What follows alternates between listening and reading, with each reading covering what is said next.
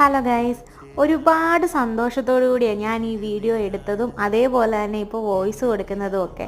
അപ്പം നിങ്ങൾ വിചാരിക്കും ഇതിലെന്താ ഇത്ര കാര്യമെന്ന്. വേറൊന്നുമല്ല, കുഞ്ഞിലെ ഞാൻ ഇതുപോലെ എൻ്റെ അച്ഛൻ്റെ കൂടെയും വല്യച്ഛൻ്റെ കൂടെയും ഒക്കെ ചായക്കടയിൽ പോകാറുണ്ടായിരുന്നു. എൻ്റെ കുഞ്ഞും ഇപ്പോൾ അതേപോലെ തന്നെ അവിടെ വല്യച്ഛൻ്റെ കൂടെ ഇങ്ങനെ കടയിലൊക്കെ പോകുന്നു, ആ ഒരു ലൈഫ് എൻജോയ് ചെയ്യുന്നു എന്നൊക്കെ കാണുമ്പോൾ എനിക്ക് ഭയങ്കര സന്തോഷമാണ്. പണ്ട് എന്നെയും കൊണ്ട് ചായക്കടയിൽ പോകുമ്പോൾ എനിക്ക് പാലും വെള്ളം തന്നെ വേണമായിരുന്നു കേട്ടോ.